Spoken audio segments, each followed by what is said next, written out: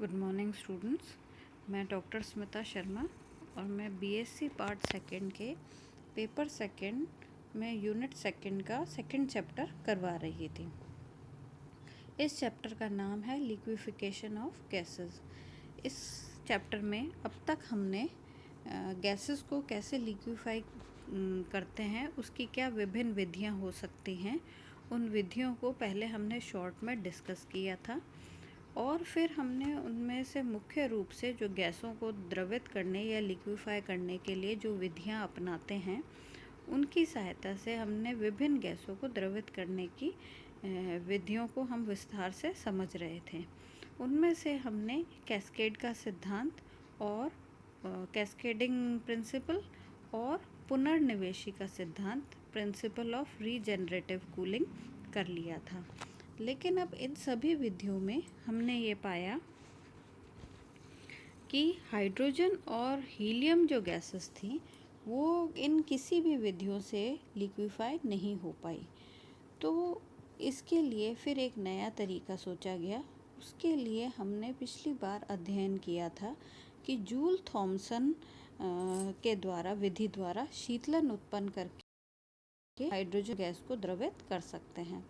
उसके लिए हमने उसका थ्योरेटिकल कंसेप्ट पढ़ा था कि जब जूल थॉमसन प्रभाव हम कहीं पैदा करते हैं, अगर गैस को किसी पोरस प्लग में से एक हाई कांस्टेंट प्रेशर रीजन से लो कांस्टेंट प्रेशर रीजन पे, यानी उच्च दाब के क्षेत्र से निम्न दाब के क्षेत्र की ओर धीरे धीरे एक्सपैंड होने देते हैं, तो वो ठंडी हो जाती है। लेकिन वो किस टेम्परेचर पे ठंडी होगी, किस टेम्परेचर पे गर्म होगी और कितना उस पे दाब लगाना पड़ेगा, इन सब चीज़ों का हम अध्ययन कर सकते हैं। तो थ्योरेटिकली इसका अध्ययन करने के बाद हमने ये पाया था कि dt और dp, ये देखिए हमने पिछली एक जूल थॉमसन गुणांक निकाला था। जूल थॉमसन गुणांक इसीलिए इम्पोर्टेंट है क्योंकि इसमें dt और dp में संबंध दोनों के बीच में रेशो है। dt मतलब t को हम अगर कांस्टेंट कर देते हैं तो p का जो वेरिएशन है टेम्परेचर के साथ वो किस तरीके से दिखाई देगा, या किस टेम्परेचर पे कितना प्रेशर हमारे को ज़रूरी होगा। तो dt और dp का हम जो रेशो है वो फाइंड आउट करा था हमने। तो हमने इसके आधार पर एक ग्राफ का अध्ययन किया था जो कि आपको यहाँ पे दिखाई दे रहा है। P वर्सेस T ग्राफ है, जिसके अंदर हमने ये देखा था कि अगर प्रेशर और टेम्परेचर इन ग्राफ के अनुरूप अगर सूटेबल कंडीशंस में हो तो कूलिंग यानी शीतलन का प्रभाव और हीटिंग यानी तापन प्रभाव उस गैस में उत्पन्न किया जा सकता है। इसका विस्तार पूर्वक हाइड्रोजन गैस के लिए अध्ययन करने के बाद ये पाया गया था कि अगर गैस का प्रारंभिक ताप -71 डिग्री सेंटीग्रेड रखेंगे तो हमेशा शीतलन होगा उस गैस का, ठीक है। और ये भी पाया गया था कि जितना ही, क्योंकि dt और dp प्रोपोर्शनल है हमारे, ये हमने यहाँ पर देखा था dt और dp जो है वो प्रोपोर्शनल टर्म्स हैं। तो प्रोपोर्शनल टर्म्स है, इसका मतलब क्या होगा कि dt में जो परिवर्तन है, प्रारंभिक ताप है, वो जितना कम होगा उतनी ही गैस ज़्यादा ठंडी होगी। तो हमारे पास एक लिमिट आ गई थी कि एटलीस्ट गैस जो है वो -71 डिग्री सेंटीग्रेड से लोअर टेम्परेचर पे हो और फिर उसका जूल थॉमसन प्रसार कराया जाए तो हम उसको और ठंडा कर सकते हैं। तो ये विधि हम थ्योरेटिकली हमने पढ़ ली थी। आज हम इसको एक्सपेरिमेंटली वास्तव में इसका प्रयोग कैसे किया और गैस को द्रवित किस प्रकार से करा वो हम पढ़ते हैं। तो इसके लिए हम हाइड्रोजन लिक्विफायर काम में ले रहे हैं, हाइड्रोजन द्रवित्र। तो इसका मैं एक बार आपको डायग्राम दिखाती हूँ। ये देखिए, ये हमारा हाइड्रोजन को लिक्विफाई करने का एक डिवाइस है वो है। अगर आप इस डिवाइस को देखेंगे तो ये भी काफ़ी इससे पहले हमने एयर को लिक्विफाई करने का जो मेथड देखा था काफ़ी हद तक वैसा ही दिखाई देगा, लेकिन इसके अंदर इसकी जो कूलिंग कंडीशंस हैं इनको थोड़ा सा हमने ज़्यादा कॉम्प्लेक्स कर दिया है। तो ऊपर जो आपके सबसे ऊपर एक एंट्री पॉइंट है जहाँ मैंने एक वाल्व लगा रखा है, तो उस वाल्व को ओपन करके यहाँ से हम हाइड्रोजन गैस को एंटर करा सकते हैं। लेकिन हाइड्रोजन गैस को इसके अंदर चैम्बर में एंटर कराने से पहले हमें उसे ड्राई करना होता है, यानी उसमें अगर कार्बन डाइऑक्साइड गैस है मिली हुई या वाटर वेपर है, उन सब को हमारे को रिमूव करना पड़ता है, यानी उसकी इम्प्योरिटीज़ को रिमूव कर लेना चाहिए, क्योंकि इम्प्योरिटीज़ उसको लिक्विफाई करने में दिक्कत पैदा कर सकती है। सबसे पहले हाइड्रोजन को धूल CO2 H2O से मुक्त कर पंप P द्वारा 150 वायुमंडल पर तक संपीड़ित करते हैं। तो अब हम क्या कर रहे हैं, यहाँ से उसको पहले कार्बन डाइऑक्साइड और इन सब से फ्री कर लिया, कोई मिट्टी वगैरह ना हो। उसके बाद हम उसको P जो जहाँ लिखा है उस चैम्बर में हम उसको एंटर करा देते हैं। अब P जो चैम्बर है उसमें एक पिस्टन लगा हुआ आपको दिखाई दे रहा है। इस पिस्टन की मदद से हम उसके ऊपर प्रेशर लगाते हैं और उसका प्रेशर 150 एटमॉस्फेरिक प्रेशर यानी 150 वायुमंडलीय दाब तक करने के पश्चात उसे धकेल देते हैं आगे A की तरफ। ठीक है, उसे एक ऊष्मा विनिमयक के भीतर डाल देते हैं। यह ऊष्मा विनिमयक क्या होता है, हीट एक्सचेंजर। यह हीट एक्सचेंजर एक सर्पिलाकार नली होता है जो निम्न दाब पर उबलती द्रव वायु में डूबी रहती है। इससे ये गैस -208 डिग्री द्वारा तक ठंडी हो जाती है। तो हम देख लेते हैं, देखो डायग्राम में क्या हो रहा है। P से जब हमने पिस्टन से प्रेशर लगाया तो गैस यहाँ से हाई एटमॉस्फेरिक प्रेशर पर A वाला जो चैम्बर है इसके अंदर एंटर हो गई। अब A जो चैम्बर है इसके अंदर लिक्विड एयर मौजूद होती है, जो बहुत ऑब्वियस है, लिक्विड एयर है तो बहुत लो टेम्परेचर पर बॉईल हो रही होती है। उस नली ये जो गैस आ रही है हमारी, वो एक नली में है और वो नली इस लिक्विड एयर के अंदर डूबी हुई है। और ये जो नली है ये जैसे ही चैम्बर A के अंदर जाती है तो वो एक सर्पिलाकार नली के रूप में होती है। वो इसीलिए होती है, हमने ये कहा था, सर्पिलाकार नली में अगर कोई पिस्टन के दबाव के कारण कोई हीट उत्पन्न होती है तो वो इसके अंदर रिमूव हो जाती है। अब इसके अंदर से गैस जब धीरे धीरे नली में से गुजरती है और चारों तरफ लिक्विड एयर है तो वो अत्यधिक ठंडी हो जाती है। पहले ये नीचे तक आती है, फिर उसके बाद सर्पिलाकार नली से ये ऊपर की ओर उठती है। सर्पिलाकार नली में से दोनों जो पोर्शन है उनमें से होती हुई फिर वो चैम्बर B के अंदर एंटर होती है। जब तक वो चैम्बर B में एंटर होती है तब तक वो -208 डिग्री सेंटीग्रेड तक ठंडी हो जाती है।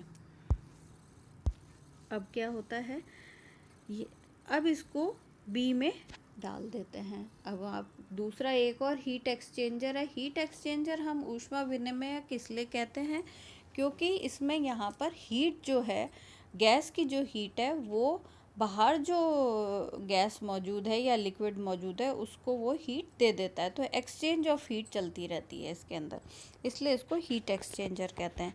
तो अब क्या होगा, गैस जो है वो हमारी B वाला जो एक्सचेंजर है उसमें एंटर हो जाती है। अब जो B वाला जो चैम्बर है इसमें भी एक सर्पिलाकार नली है, आपको चित्र में दिखाई दे रहा होगा, और उसके अंदर नीचे नीचे जाके आप देखिए उसके अंदर एक नोज़ल लगा हुआ दिखाई दे रहा है। एरो बना रखा है मैंने, यहाँ एक छोटी सी ओपनिंग है जिसको जो हम नोज़ल होता है। तो हमारी अत्यधिक ठंडी की हुई गैस इस सर्पिलाकार नली में से होती हुई इस नोज़ल में से निकलती है। तो नोज़ल में से निकलती है तो हमारे पास क्या होता है कि हाई प्रेशर रीजन में थी, अब उसको बी चैम्बर में खुली जगह मिल जाती है तो लो प्रेशर रीजन में हो जाती है। ऐसी स्थिति में उसमें जूल थॉमसन प्रभाव होने लगता है। तो इससे क्या होगा, इसमें एक सर्पिलाकार नली होती है जिसमें अंत में एक डार्ट लगा रहता है। इससे प्रसारित होने के बाद गैस में जूल थॉमसन शीतलन हो जाता है। तो जूल थॉमसन शीतलन के कारण क्या होता है, गैस जो है अपने टेम्परेचर से और लोअर टेम्परेचर पे चली जाती है। अब उसके बाद क्या होगा, जब यहाँ से निकलेगी इससे ट्यूब से, तो क्या होगा, ये ऊपर की ओर उठती है क्योंकि ऊपर ही है यहाँ पे पाइप ओपनिंग।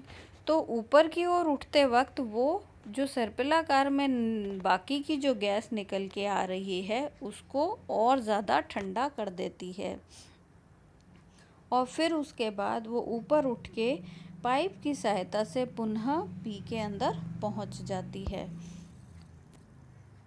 ये ठंडी गैस देखिए, इसमें यही लिखा है, गैस बी में से निकलकर ऊपर उठती है तथा पुनः पी तक, पंप पी तक पहुंच जाती है।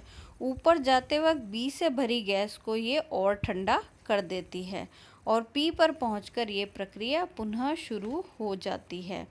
तो ये प्रोसेस फिर से शुरू हो जाती है और इस प्रोसेस में कई बार प्रोसेस को करने पर ये गैस अत्यधिक ठंडी हो जाती है और उसके बाद -253 डिग्री सेंटीग्रेड व 1 एटमॉस्फेरिक प्रेशर, जब इसको सूटेबल आइडियल कंडीशन मिलती है, यानी इतना टेम्परेचर और प्रेशर, मतलब प्रेशर आपने बहुत कम ही लगाया है लेकिन उसका टेम्परेचर ऑलरेडी इतना गिर गया कि हम थोड़ा सा प्रेशर लगा के ही गैस को लिक्विफाई कर लेते हैं, और जो लिक्विफाइड गैस है वो हमारी ऑब्टेन हो जाती है। तो धीरे धीरे हमारे को यहाँ पे नीचे जैसे जैसे गैस लिक्विफाई होती है वो हमारे को यहाँ पे कलेक्ट करना हमारे लिए हो जाता है। यहाँ मैंने गलती से N2 लिख दिया है, ये एक्चुअल में H2 है। ये चित्र में एक बार आप करेक्ट कर लीजिएगा आपके नोट्स जब बनाएं। तो यहाँ लिक्विड हाइड्रोजन है, ठीक है। तो ये एक प्रोसेस है हाइड्रोजन गैस को लिक्विफाई करने का। तो हमने इसमें क्या करा, जूल थॉमसन इफ़ेक्ट की कंडीशन को यूज़ किया है, लेकिन उस कंडीशन को यूज़ करने से पहले हमने गैस को ऑलरेडी उसका जो टेम्परेचर है, जो क्रिटिकल टेम्परेचर है, क्रांतिक ताप है, उस ताप से उसको ऑलरेडी हम बहुत ज़्यादा निम्न ताप तक ठंडा ऑलरेडी कर लेते हैं। फिर उसके ऊपर जूल थॉमसन प्रभाव लगा के उसको और ज़्यादा उसको ठंडा करते हैं, जिससे कि वो आसानी से, थोड़ा सा प्रेशर लगाने पर ही आसानी से द्रवित हो जाती है। तो ये तो प्रक्रिया हमने पढ़ी हाइड्रोजन गैस के लिए। अब इसके अंदर एक जो गैस है वो है हीलियम। अब हीलियम गैस जो है वो इन सभी गैसों में द्रवित होने वाली सबसे लास्ट गैस थी। क्यों? क्योंकि इसका जो इसका जो टेम्परेचर है वो हमारा बहुत लो है, तो उतना टेम्परेचर ऑब्टेन करना ही एक समस्या था। इसलिए ये हीलियम गैस को लिक्विफाई करना आसान नहीं था।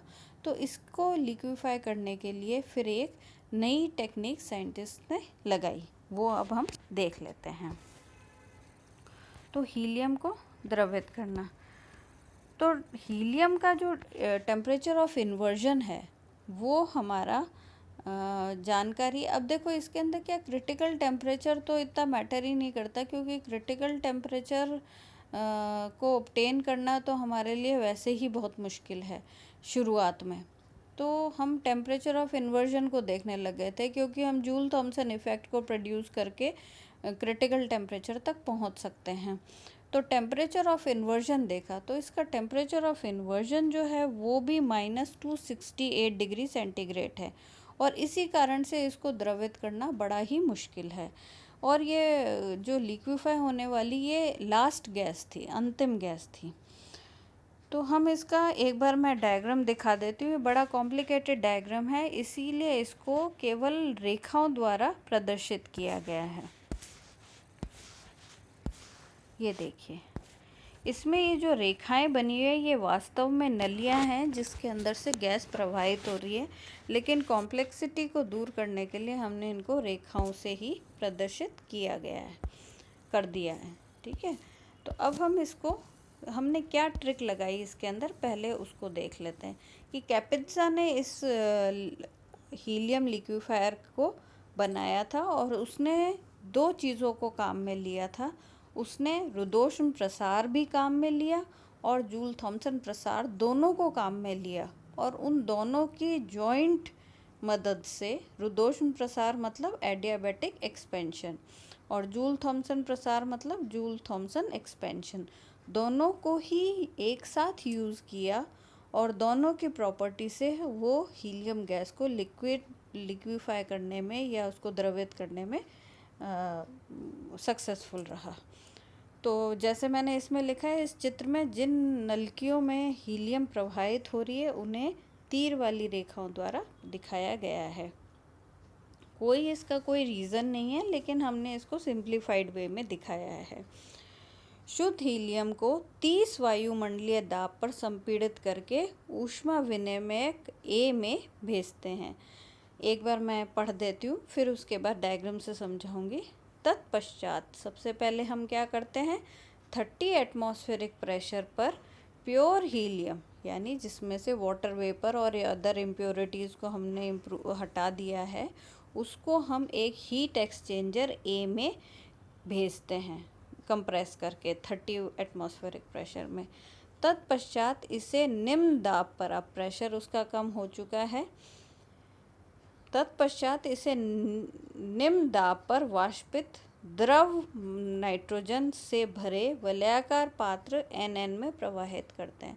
उसके बाद हम क्या करते हैं, उसको पहले तो 30 एटमॉस्फेरिक प्रेशर लगा के उसको A जो नली है उसमें भेजते हैं। फिर उस A नली को हम क्या करते हैं, एक लिक्विड हाइड्रोजन से भरा हुआ एक रिंग फॉर्मेशन वाला एक चैम्बर होता है, उसके अंदर लिक्विड नाइट्रोजन होती है, जो कि ऑब्वियस है बहुत लो टेम्परेचर पे होगी और लो प्रेशर पर है। तो लो प्रेशर पे होती है तो वो बॉईल होती रहती है। उसके अंदर से हम उसको फ्लो करते हैं हीलियम गैस को, कि वो जो नली चल रही है उसको। उसके बाद जब हम उसमें से फ़्लो करते हैं तो उसका जो टेम्परेचर है वो -208 डिग्री सेंटीग्रेड तक गिर जाता है। उसके बाद हम उसको हीट एक्सचेंजर में से गुजारते हैं। अब इस सारी चीज़ को मैं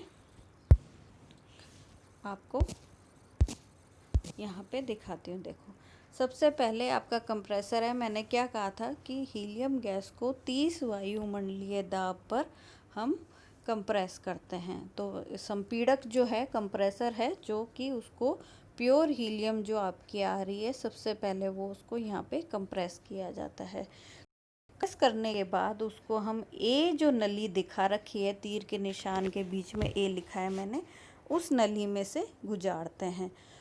गुजरने के बाद वो सीधे NN मैंने अब यहाँ पर एक ब्लॉक्स के फॉर्म में दिखाया, लेकिन ये वास्तव में अगर ऊपर से देखा जाए तो एक रिंग, सर्कुलर रिंग जैसा एक स्ट्रक्चर होता है, जिसके अंदर नाइट्रोजन भरी हुई होती है, जो कि बहुत लो टेम्परेचर और लो प्रेशर पर बॉईल हो रही होती है। तो उसके अंदर से इस नली को गुजारते हैं। तो जब इस नली में से गुजरती है वो, तो उसका जो टेम्परेचर है वो अत्यधिक कम हो जाता है। वो नली में से गुजरती हुई, देखिए ये देखो, इसमें एरो कैसे बनाया हुआ है मैंने, एक N है, 2 NN लिखे हुए हैं मैंने, ठीक है ना, चित्र में। तो एंट्री पॉइंट कहाँ से हो रहा है, A जहाँ लिखा है वहाँ से एरो आते हुए N के पहले N में आता है, फिर वो सीधा दूसरे N में चला गया, जहाँ पे उसका टेम्परेचर मैंने लिख रखा है -208 डिग्री सेंटीग्रेड। फिर उसके बाद वापस ऊपर से होता हुआ वापस इस वलयाकार नली में से होता हुआ B के अंदर आ गया। तो B जो है, यहाँ पर B पर जब पहुँचा है तब तक उसका जो टेम्परेचर है वो -208 डिग्री सेंटीग्रेड तक गिर चुका है। अब वो B भी है, एक हीट एक्सचेंजर है, जिसके अंदर उसका टेम्परेचर फर्दर लोअर डाउन होता है। अब बी का जो निम्न भाग है वहाँ पर गैस जो है वो के पर दो भागों में विभक्त हो जाती है। एक V1 की तरफ जा रही है और एक हमारी एरो से आपको समझ आ जाएगा ई की तरफ जा रही है। तो हम इसको देख लेते हैं। अब गैस हीट एक्सचेंजर बी में से गुजरती है तथा स्थान के पर, देखिए डायग्राम में के स्थान पर दो पार्ट्स में डिवाइड हो रही है। एक V1 में जा रहा है एक हिस्सा और दूसरा हिस्सा ई में जा रहा है। तो अब इसके अंदर क्या होगा, यह दो भागों में बट जाती है। तो एक भाग एक प्रसार वाल्व V1 से गुजरता है, यानी एक जो भाग है वो उसका एक्सपेंशन वाल्व में से पास होता है और दूसरा भाग उसका एक प्रसार इंजन में जाता है और एक हमारा एक्सपेंशन इंजन है ई, जो कि कार्नोट इंजन का ही पार्ट है, उसके अंदर जाता है, जहां उसका रुद्धोष्म प्रसार द्वारा ताप -263 डिग्री सेंटीग्रेड तक गिर जाता है। अब हम क्या करते हैं, इस इंजन की मदद से, हम पहले इंजन वाले की बात करें, इस इंजन की मदद से हम इसके अंदर गैस में एडियाबैटिक एक्सपेंशन कराते हैं। एडियाबैटिक एक्सपेंशन कराना, रुद्धोष्म प्रसार कराने में क्या होगा, बाहर से कहीं से वो हीट नहीं लेगी लेकिन गैस एक्सपैंड होगी। तो अगर एक्सपैंड होगी, प्रसारित होगी, तो वो क्या करेगी, अपनी आंतरिक ऊर्जा को खर्च करेगी। आंतरिक ऊर्जा को खर्च करके वो प्रसारित होगी और उस चक्कर में उसका टेम्परेचर जितना उसका प्रारंभिक है उससे और कम हो जाता है। तो यही टेक्निक हम यहाँ पर काम में लेते हैं। अच्छा, दूसरा जो भाग है वो V1 में से गुजरने के बाद गैस में जूल थॉमसन प्रसार द्वारा ठंडा कराया जाता है।